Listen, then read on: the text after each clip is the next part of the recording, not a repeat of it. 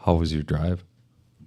It was a straight shot, which is nice, but we completely missed our exit. Did you like to hear? Yeah. We missed the skyline. I don't blame you. There's not much of a skyline. Grand Fort, like we drove past the football stadium, but in my head, like I took a small nap when we were going through Fargo. Like I fell asleep on 29. He did. And so then, like, I woke up and I was like, oh, okay, yeah, I know there's a stadium, but I was still thinking that we were in Fargo. And like, yeah, they probably have one out here too. If you don't mind, I'm going to turn this other speaker off. It gets a little echo. Mm.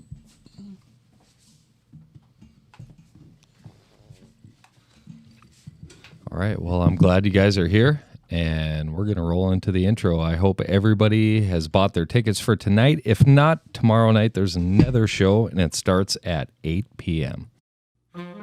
Hey, wise guys. Cousin Lou here. I want to tell you about the Grand City's newest best-kept secret, Prohibition Comedy Room. They got all the good stuff and the best laughs in town.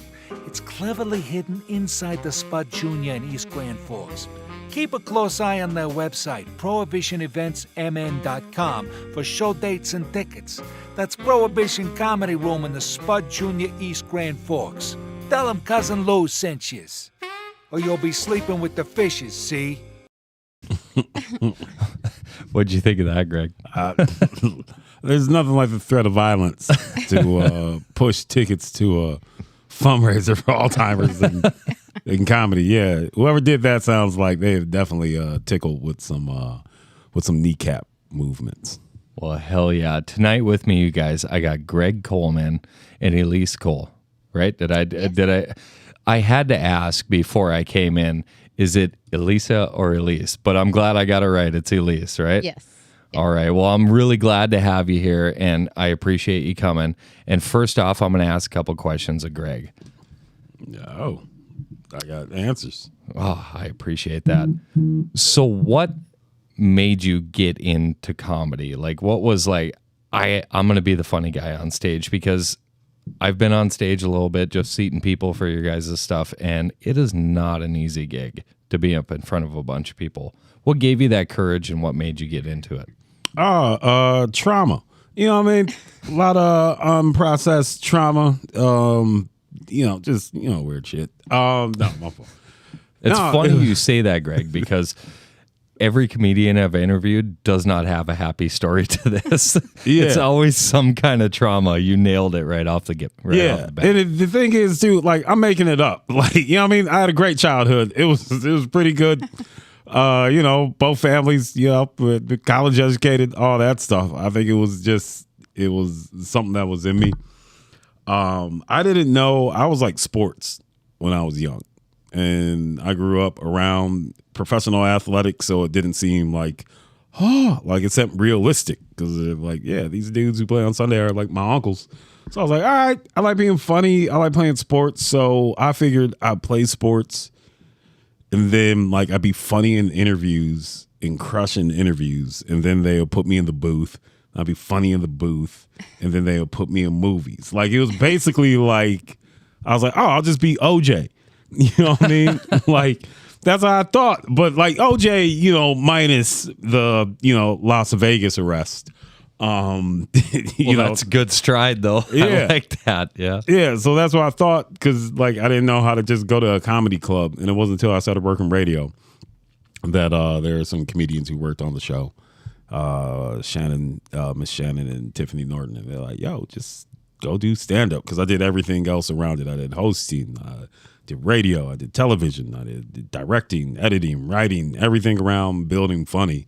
But when I got to the direct source, it was like, oh yeah, this is way better. It's on my time. I get to say what I want. There doesn't have to be approval from, higher ups or whatnot. So yeah, like I always had an interest in it. But yeah, so. Well, I heard you were funniest man in Minnesota. Is that a true story? That's what the awards, the made up award shows that we had. Yeah, I guess so. Well, we're pretty blessed to have you here. And like I said, if nobody can make the show tonight, it's for a benefit.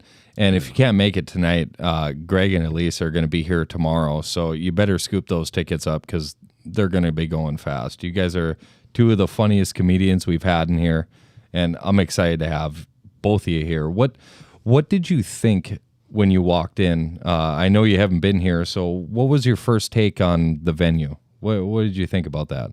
Through the Scooby-Doo door and right in here. Yeah, what I mean, when I walked in, I was like, oh, softball practice. And then because like it looked like everybody just came from the softball team and hanging out. And then the venue, when I got to the back, I was like, oh snap. This is nice. This is great. The podcast studio's smooth. I heard good things about the show. And I like that like bars and venues like this are who like do comedy. They're starting to adapt and make rooms for comedy, because so many times you do shows out on the road at a bar and you're just standing in front of the TV pissing people off. You're in a corner, yeah, with a rope around you. Yeah, do not enter. Yeah, so this is good. I'm excited for it. I heard a lot of good things from other comics who've done this, and I feel like you guys have done a really good job. Awesome. Well, I'm really happy to hear that. On to my next question: who is your favorite comedian? Like the one that inspired you, the one that made you, kind of kick your jokes off, or like who do you watch when you're not doing comedy? No, what do you think, Elise? Who's your? I have a few favorites. I like go in phases, and I have kicks. And for a long time, it was Chad Daniels. Really, anything Chad does, and I think it kind of hits home for me because he's a Minnesotan. He's from Fergus Falls. Oh, nice! I did not know he was from Fergus Falls. Mm-hmm. Yeah, he started in Grand Forks. Like there's a club, and he was like the house MC for a few years. Oh. Yeah, I did a show with him here last year. It was like the whole town came out. It was sweet. Yeah. Wow, I had no idea. Yeah, man. Wow, unreal. A hotbed of comedy. Like the one dude who makes it out of this area, it happens to be one of the best ones. Yeah. Doing it. Unreal. So now it's on to you. You passed it on. Now it comes back to you. Who's your guy or girl? Just the classics. Cosby. I mean, yes and no. Like certain aspects of but like I mean, honestly, like that was the first comedian I saw and knew as a comedian, because that's like what my parents played. We had a vinyl Cosby at my house. Yeah, you had a vinyl Cosby record, and it was like, it was the dude was like, I didn't know it was stand up. I just knew it was like, oh, this guy's funny, and this and that. But like Reb Fox, used to sneak and listen to Reb Fox party records. And then like the Mount Rushmores, like the early Chappelle, I was a big fan of, like way before the show. Like back when he was a nerd, like Chappelle fans were like comedy nerd fans before he blew crazy. I was like him. Chris Rock is God, I forgot the guy. He's from overseas, and he just had like crazy specials back in HBO in like the late 80s and early 90s.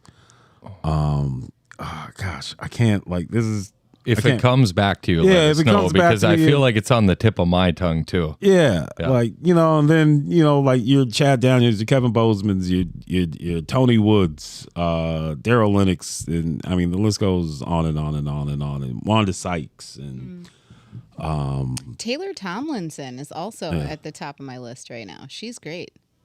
Yeah. Yeah. Oh yeah. I've heard some of her stuff. I'm into it. Well, that kind of brings me to my next question, Elise. What style of comedy do you do? Are you like self-humiliation, real life stories? I mean, what's your kind of your niche? Definitely not self-humiliation. There's a lot of comics that do it. I know. I'm not one of them. I mostly talk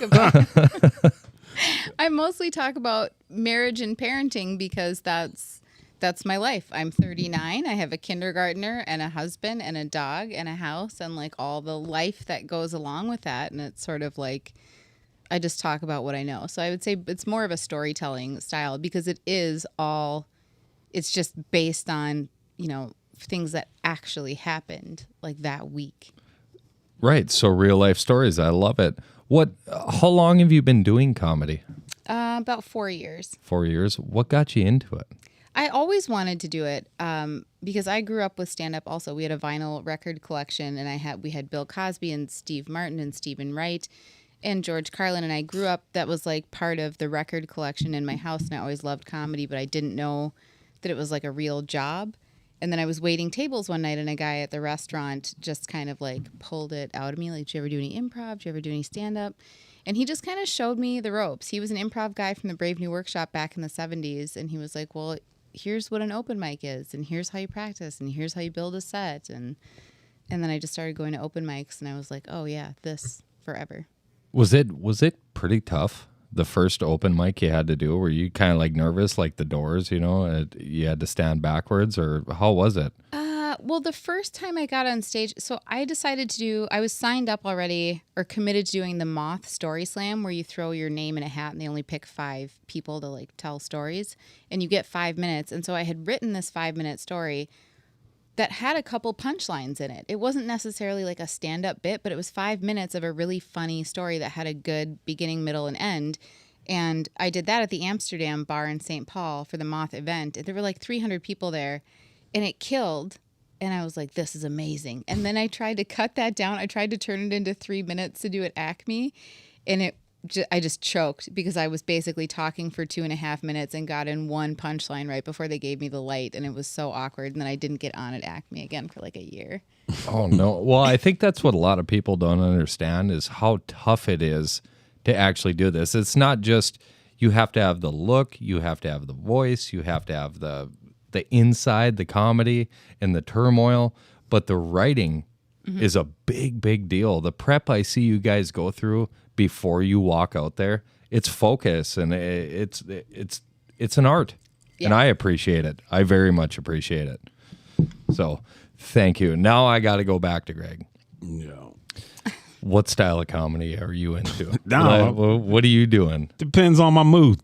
Really? Yeah. You got that much material? It just flows out? Nah, I mean, it's just, I don't know, whatever I think about. Like, it's not like I'm an environmentalist comic. Like I'm an automotive comic, you know what I mean? Right. Talk about transmissions and, ball joints. Yeah, I don't know, whatever I consume. Like, there's, personal stories, there's relatable stories, there's relationship stuff, work stuff, social stuff, political kind of, but it's not really like, I take jabs, but it's not like, I don't care what side you're on. Right. Like, it's gonna be funny. Like, you're gonna do what you want, and like if I take a shot at your person, it's like, yeah, because your person deserves it. They're acting goofy, but it's like, like I take shots at whatever my perceived person is or whatever. So I mean, yeah, it's just really, I don't know, whatever I feel like talking about. Like, I know that's not a great way to structure it and to say it. But well, I can agree with you because, I lean one way, and I love it when people take shots at me because it gives me self-realization. I'm like, God, I'm that guy. Yeah. I can laugh at that. Yeah. Definitely. And I hope the other side can too. I mean, that's kind of how we get along. So whether you know it or not, you're bringing unity. Right. Yeah, well, I guess I'm a unifying comedian. There you go. There you go. We nailed it down. Yeah, addition through subtraction. Well, that's the thing with like marriage and parenting is that it doesn't matter what side of the aisle you're on with that. Is like I think all parents have the same kinds of struggles with their kids and with their spouses. Yeah. Oh, most definitely. The struggles are real in marriage and children. There is no doubt the type about of comic. it. I'm a struggle is real comic. I love it, guys. Is there anything else you would both like to add? I'm really looking forward to tonight's show and tomorrow our 8 o'clock show, you guys. In the info I've put in there where you can click on and get tickets. There's a link in there At forksfirst.com, right? Forks First presents. Forks First Yeah. presents. Yeah. That Forks First really stuck with me. Yeah, Hell yeah. I was like, they mean it. They're like, Forks First. yeah. Right now, No spoons. No spoons. Just forks Forks first. up. Grand Spoons. Is that what the next town calls you guys? What's up, Grand Spoons? Like Winnipeg, kids from Winnipeg come down and steal all the forks and replace it with spoons. Yeah, the spoons and shit on the street. Did you guys see that on the way in? We didn't see anything on the way in. We used to have forks and like spoons, statues all over. Oh. Really? Yeah, an insane waste of money. I want to talk to whoever runs this place. Well, we'll get Justin in here and then we'll work our way up the ladder and go to the mayor. All right, that's what I'm saying. Deal. Yeah, we're excited to have you guys here. The wind's blowing the right way in this town today, so it doesn't stink. Thank God. that pig and some other stuff. It's a freaking beet plant, you guys, and it just reeks. Yeah, sugar beets. I guess we make sugar here. It's Shroot Farms. Yeah. Isn't that's only this place in Shroot Farms? He's a beet farmer, Yeah. wasn't he? Oh, That's yeah. what's up. Beets by forks. But then we got beat out by Mexico. They got a cheaper tariff, and now they sell their sugar. But we're trying really hard. We're trying really hard. Is that what you guys produce? Sugar? You make sugar out of beets? Yeah, sugar beets is the full name of them. Yep, we process them down and make sugar beets, and I'll tell you what, the byproduct fucking reeks. Yeah. Yeah, it's super moist in those ponds, and not in a good way.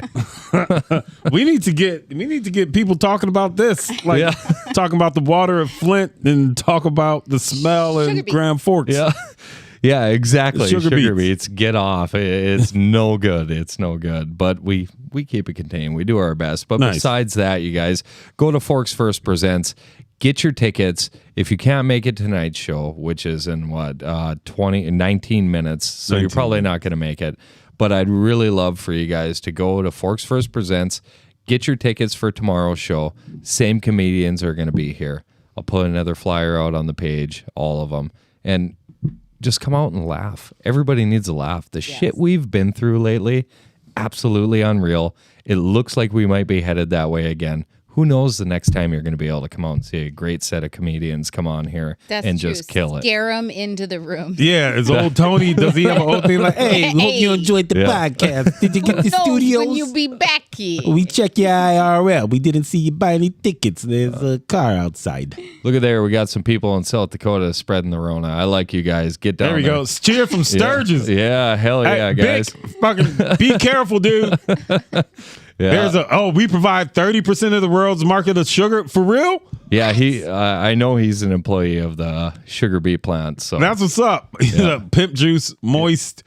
We provide 30% of the world's market of sugar. I had no idea that this was a sugar capital of North America. Well, it's kind of a big deal. We had a lake move through here. It was called Lake Agassiz when there was a glacier. Yeah. I mean, we're talking way back in Nam.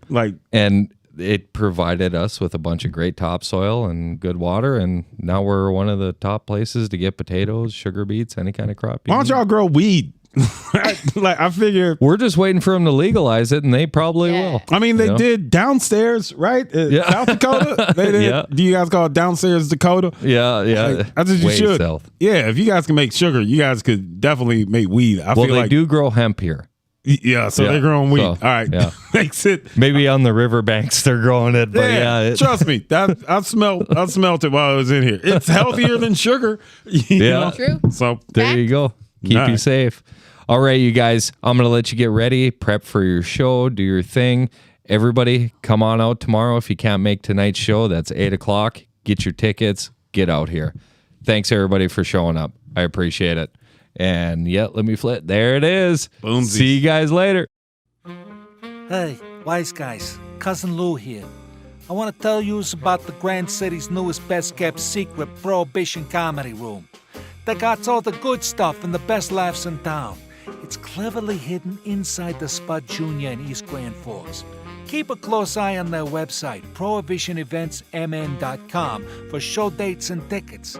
That's Prohibition Comedy Room in the Spud Jr. East Grand Forks. Tell them Cousin Lou sent yous. or you'll be sleeping with the fishes, see?